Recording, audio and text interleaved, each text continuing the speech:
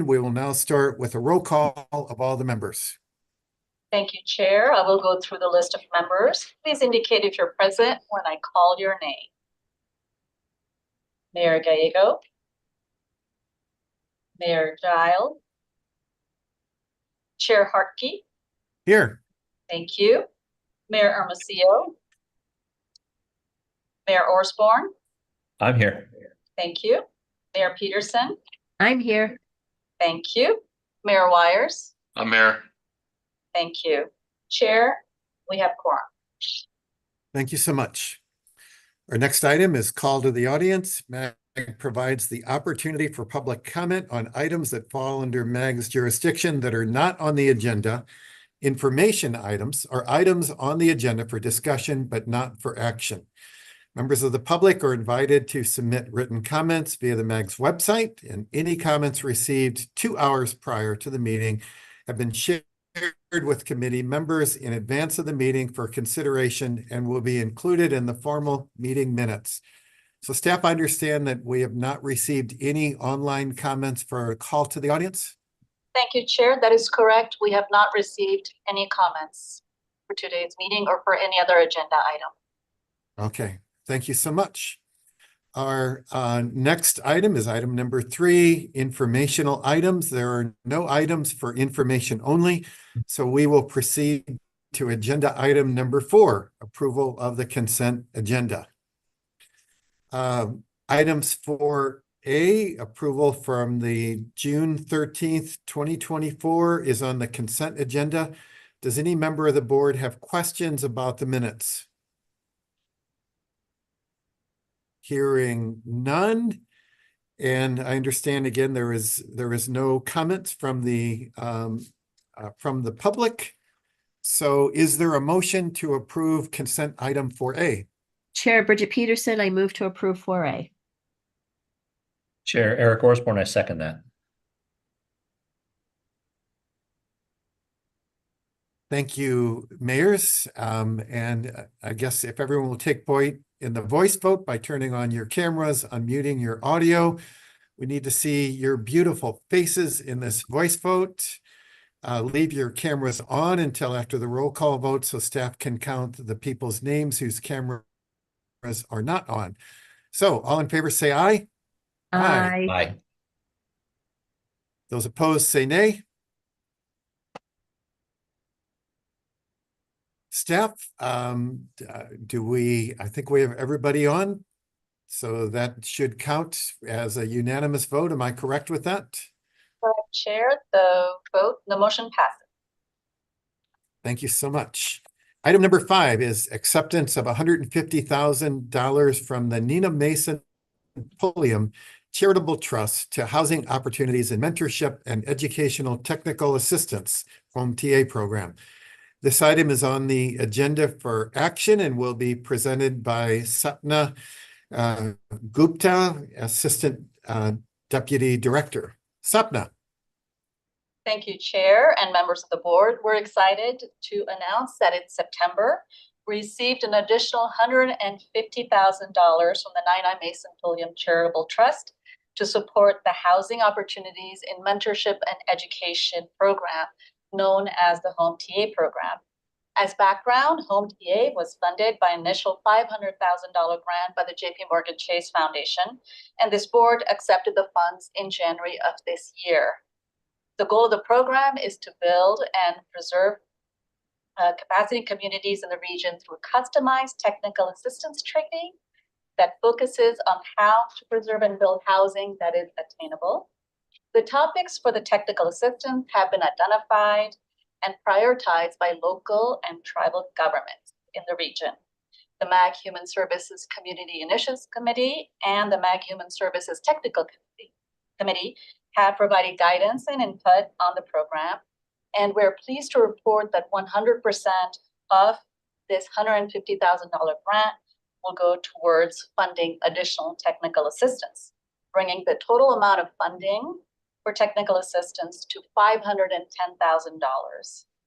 The funding must first be accepted by this Regional Community Partners Board before being amended into the biannual Unified Planning Work Program and Budget. Chair Harkey and members of the board, this item is on the agenda for action, and then it will roll over into the MAG Regional Council Executive Committee. Chair Harkey and members of the board, this concludes my presentation. Thank you, Sapna. Do any members have questions or comments? Seeing head shaking from my neighbor to the east. Mayor Harkey, just a comment. I think I am on the right agenda. I'm jogging. I'm jogging around the items right now. I think I understand. This one also, or at least the let's see, item 4I. We're talking about Matrix Design Group also with that being selected as a technical assistance for this grant, in addition to the total $510,000. Am I reading this correctly? Sapna, would you like to answer that question? Yes, Chair Harkey and members of the board, if I may, this item is on the agenda for the regional community partners. Oh, I'm sorry. Yep. And it's agenda item 5, and then the 4I is actually in the consent agenda item for the executive committee agenda. Okay. Good. And so just great. We've had some really great consultant work done by Matrix. So just wanted to have a moment to talk them up a little bit too, before we do vote on the item. So thank you. As usual, Mayor Osborne, you're ahead of us and already on the next agenda. So let's Yes. rail you down and tie Thank you you. to this agenda. So Sorry. all right. Hearing no other comments, is there a motion to accept the $150,000 from Nina Mason Pulliam Charitable Trust to support housing opportunities and mentorship and educational technical assistance program, and recommend approval to amend the MAG FY 24-25 Biennial Unified Planning Work Program and Budget? So moved by Mayor Wires. Thank you, Mayor. Second. Is there a second? All right, we'll go with Mayor Peterson, since she nosed out Mayor Osborne by a microsecond. So we have a motion and a second. Please again turn on your cameras, unmute your audio. All in favor, say aye. Aye. Those opposed, say nay. Members, leave your cameras on. Staff, I'm assuming, since we can see everybody, that we are good. Is that correct? Thank you, Chair. The motion passes. Yes. Thank you so much. Item number 6. Are there any requests from the membership for an item on a future agenda item? Hearing none. Item number 7. Are there any comments or announcements from the membership? Again, none. With no further business, today's meeting is adjourned. Don't leave, but wait. We will now move to the Regional Council Executive Committee meeting.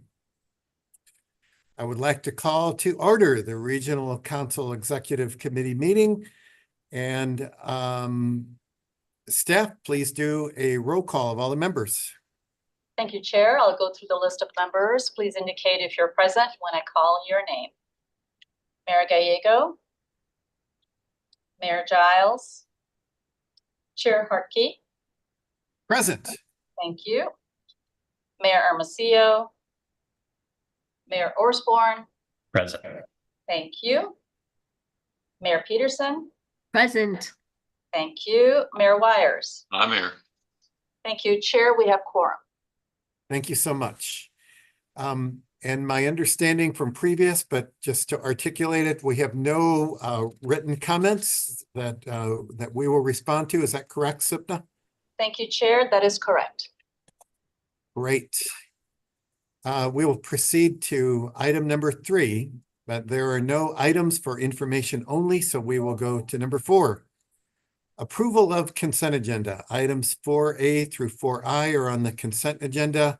Does any members of the committee have questions or request a presentation or wish to make a comment on any of items for consent agenda 4A through 4I? Mayor Orsborn, did you want to say anything here? Yeah, on 4I, just a shout out to Matrix Design Group. We've had them do some work in the city of Buckeye. Cannot say enough good about them. So excited to be in favor of the entire consent agenda, but specifically 4I, and making great use of the technical assistance monies that we're getting from the trust. So thank you, Mayor Harkey. Very good, sir. Any other additional questions or comments? Seeing none, is there a motion to approve consent items 4A through 4I? This is Eric Orsborn. I'll make the motion to approve the consent agenda items 4A through 4I.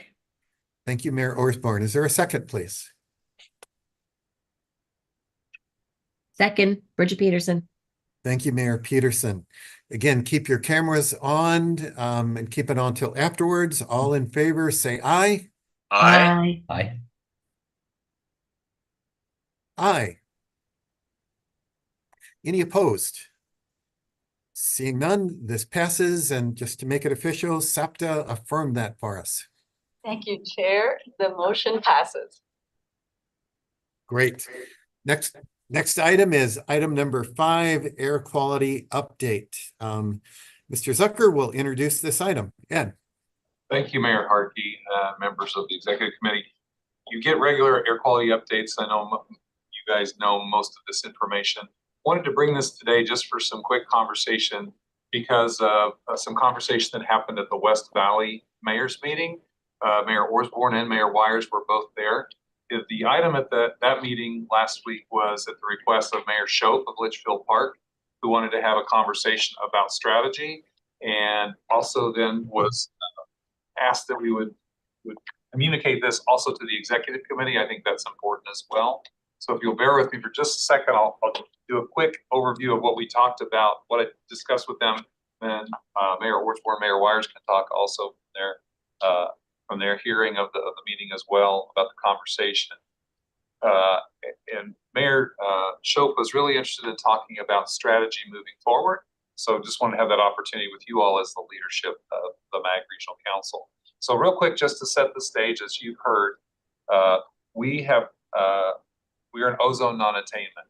What we know is that we have less ozone in our air today than we did 25 years ago. That's good news. However, the bad news is we have more ozone in our air today than we had 7 years ago. And this year, we've had over 60 days of ozone exceedance in the region. And we had our first ever October ozone exceedance this year as well. Not really surprising to us who are all living here through the unseasonable heat here, but it is notable.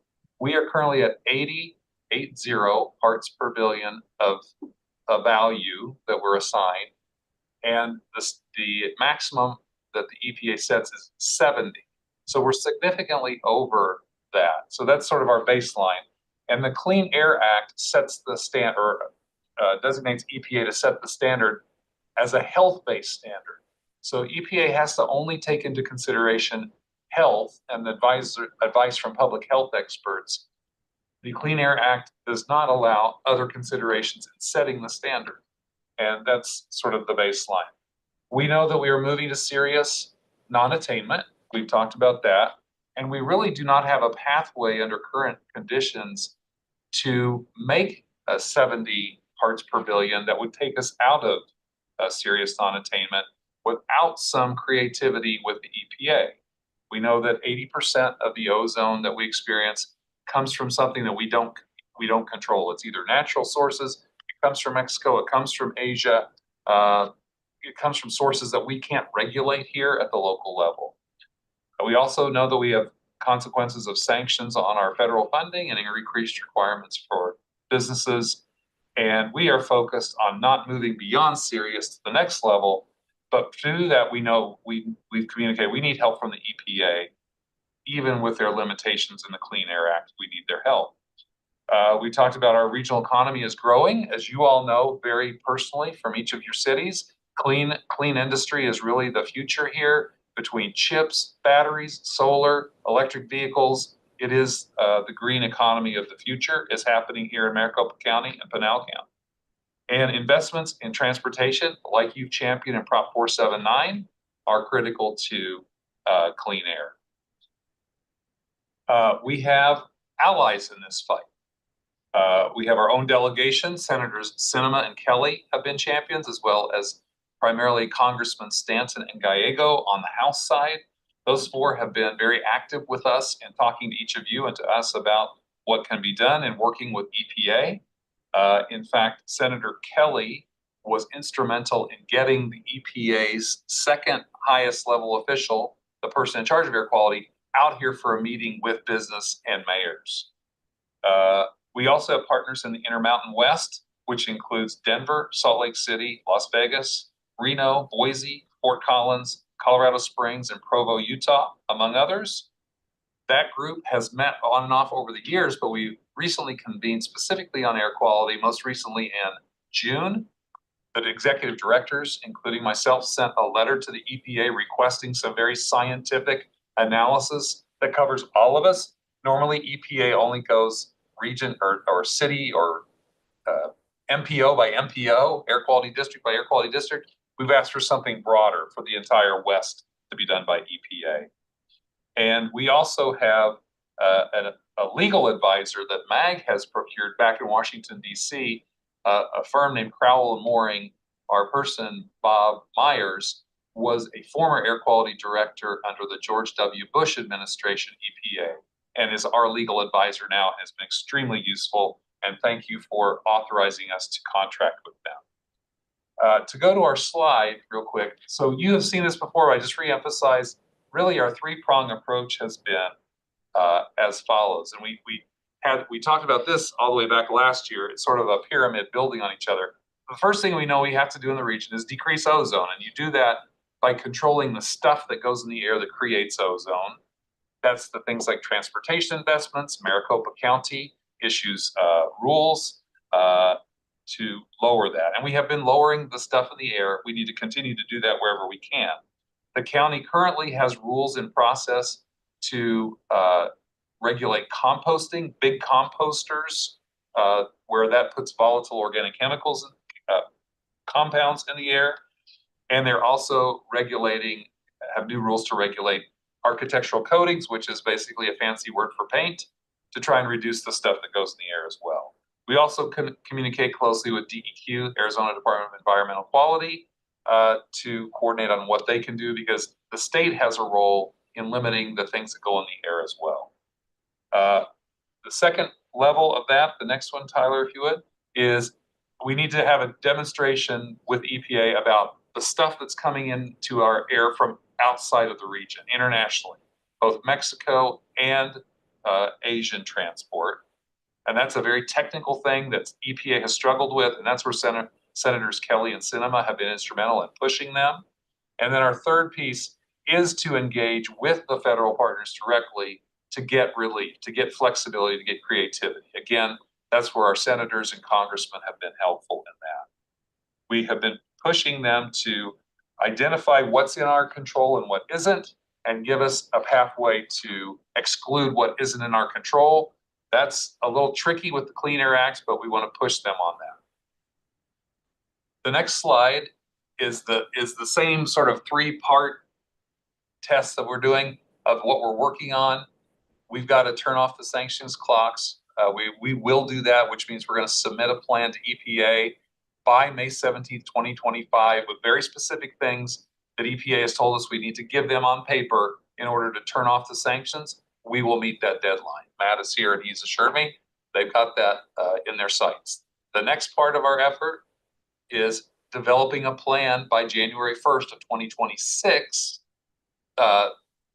for air quality. And Matt's team is also pushing hard to get that done with our partners at the county and DEQ. And then the third one is to continue to engage EPA regionally to address those challenges.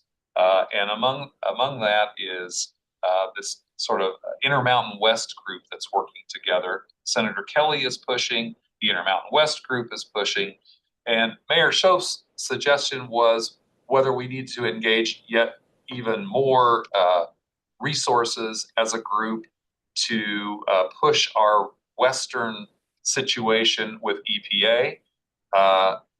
There was some suggestion of perhaps even hiring lobbyists to help with that. We can talk more about that conversation. What I will say is the Intermountain West group is getting very active. As I said, we had a meeting in June. We are reconvening that group again in October. So all the executive directors from the cities I mentioned, Denver, Salt Lake, Las Vegas, Fort Collins, Salt Lake City, Provo, Boise, are meeting again. The other thing I learned from talking to the Salt Lake City delegation is that the presumptive senatorial candidate in Utah, the person who is on the ballot from the Republican Party to replace Senator Romney, and I guess they're expecting that he has a very good chance of replacing Senator Romney. He is actually has background. He was formerly the mayor of Provo, Utah, and in that role, he was the chair of the other MAG that exists, the Mountain Land Area Council of Governments, which is MAG in Utah and Provo. And so he has a very strong understanding of these issues. He also chairs the Conservative Climate Caucus in the Congress. And so he has conservative credentials, but is also very attuned to the issues of climate change and air quality. So the Utah folks feel really good about him, bringing him into the effort, assuming he were to be elected to the Senate, as another, to bolster our work with Senator Kelly. So with that, Mayor, thank you for your time on that. And I would open, and perhaps maybe Mayor Osborne or Mayor Wires would talk a bit more of their perspective from the meeting of the West Valley mayors and what might be things to continue to communicate. Gentlemen, anything to contribute? I'm waiting for Eric. Thank you, Mayor Wires. Ed, I think you summed it up really nicely, and I think all of us are feeling that it's a really unfair process the way this is rolling out, and we've talked for as long as I've been a part of MAG about this two-prong approach, which is on one hand, we have to show good faith and that we're trying to make improvements and, the way we move people around, making sure that we are not putting the pollution in the air that creates ozone, or the particulates in the air that create ozone. But then on the other hand, we have to make a very strong case to the EPA that doesn't matter how much we do. And I think we proved that up. If I remember correctly, we had said at the meeting, even during COVID, when we had very, very limited cars on the road, we saw no appreciable difference in a reduction in ozone at that time. So the thought, and I think what Mayor Schoaf is trying to drive home, and liken it to something that we had done in the West Valley to have Luke selected as one of the locations to bed down the F-35, and there was basically every West Valley city was on board with a West Valley Partners group that ponied up money toward a lobbyist and folks that would advocate on our behalf at the federal government level, and it bore fruit. We have the F-35s based here, and more to come on the mission that exists at Luke Air Force Base. So I think what and I think what all of us are talking about doing is figuring out a way to maybe combine with the other MPOs. And it sounds like we've already started building that relationship and seeing if there's not a way to put more resources toward, maybe it's a lobbyist or maybe it's not, but something that's a little bit stronger going to the EPA. We're still trying to execute on reducing emissions that cause the ozone, but at the same time, pulling every tool out of the toolbox to make sure that we are doing everything that we can and putting as much pressure on the EPA to come off of the stance that they have and understand from a Mountain West area, what they're doing to not only the economy, but for future potential growth and economic development in our area. Well said. Tyler, would you go back one slide, please, and just let that be the rest of the slide? Thank you. Mayor Wires, do you want to add anything? Well, I was sitting here, a couple different thoughts. One is I'm curious of what Meg's opinion is of the situation, but to me, I don't disagree that looking for new options is a good idea. I think that is a good idea. I'm not sure. This might be a little, in my opinion, a little premature. I'd like to see how this next meeting goes with what Meg already has set up first. But I'd like to know where Meg is. What's Meg's opinion right now? They think it's necessary, not necessary, or no direction either way. For what specifically, Mayor Wires? On the idea of Necessary, not necessary. I'm sorry, I didn't hear the last part. Okay, somebody else was talking when I was talking. No, what I'm saying is on spending money, each city coming out for additional, whether it's lobbyist or whoever. I don't know. That might be a little premature right this minute. I'd like to see how the next meeting goes that Meg already has set up. Thank Okay. you, Mayor Wires. Yes. Ed, would you want to respond Yeah, to sure. that? I do have some questions too, but Okay. I think Mayor Wires go said ahead. it is premature at this point to spend money on a lobbyist. I think we need to first of all see what happens with November 5th in terms of direction of the EPA will be different based on, I think, which presidential candidate is successful. That will determine a bit of the direction of the EPA. So we need to watch that. The other thing is that our strongest advocate at this point, Senator Sinema certainly has been very strong given her terming out. Senator Kelly has taken up that, and he serves on the appropriate committee in the Senate.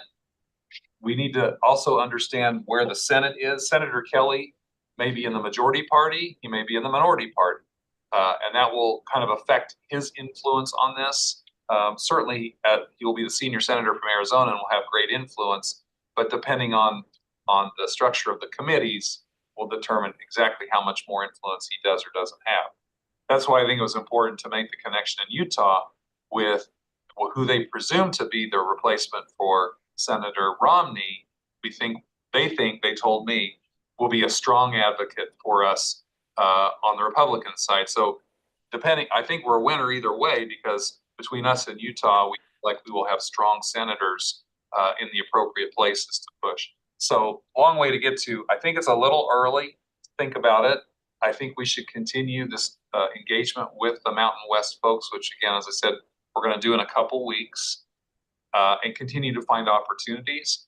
I think there's also going to be opportunities when our mayors, you all go back to Washington or either National League of Cities or U.S. Conference of Mayors to figure out, and we can do that with our partners, whether there's some joint meetings of our mayors with EPA and with our senators or individual meetings. Those are really important too. You all making the point from your perspective is really critical. So we'll do more coordinating messaging before you all go to Washington this winter and spring for those annual meetings as well.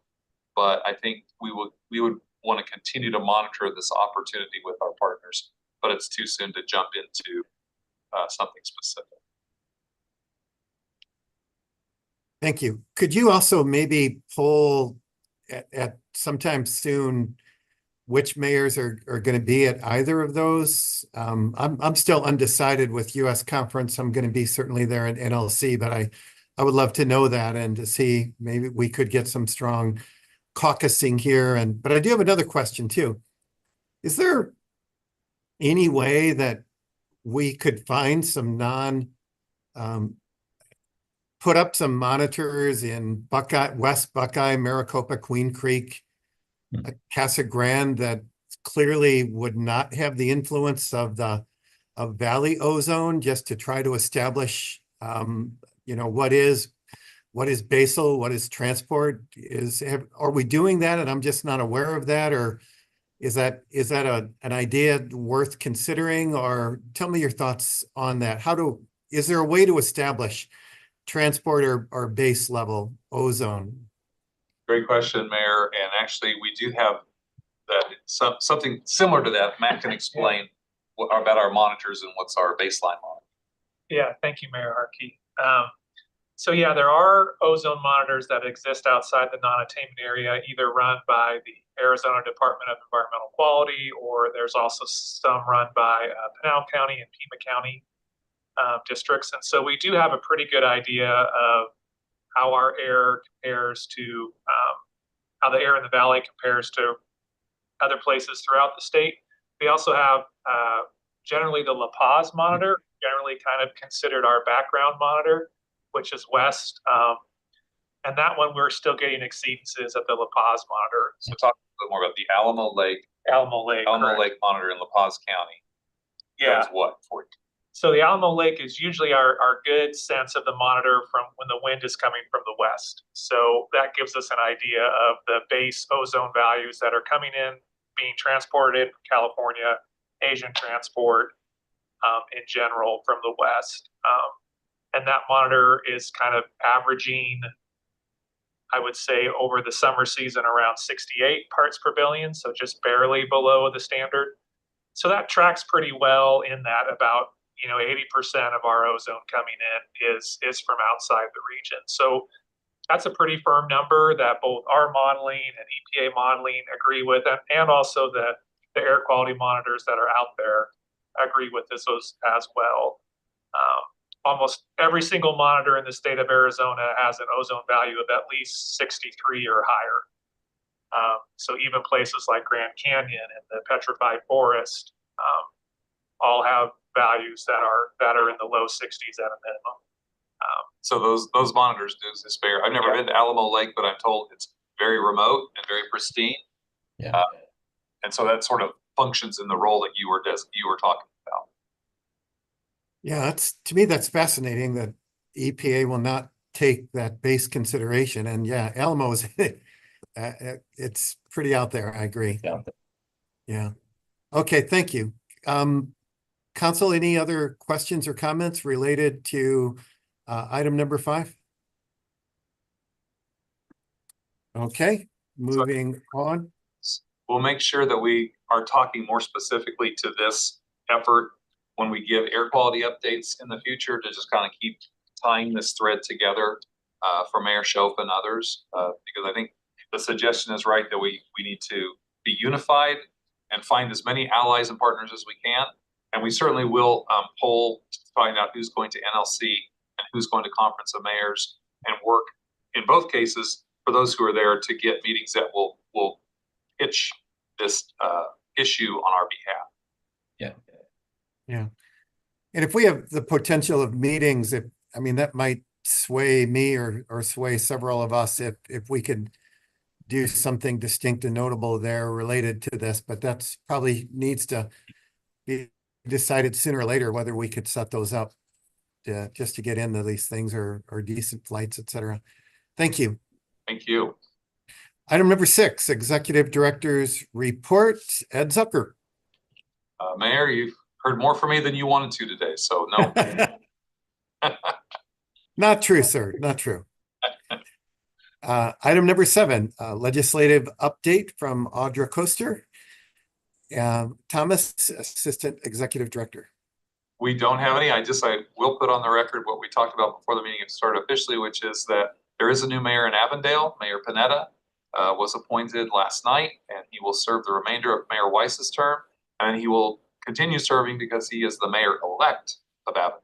So he could attend the meeting as soon as October 23rd. We're still working with the staff on his schedule, but you'll have a new regional council member joining you perhaps as soon as next week.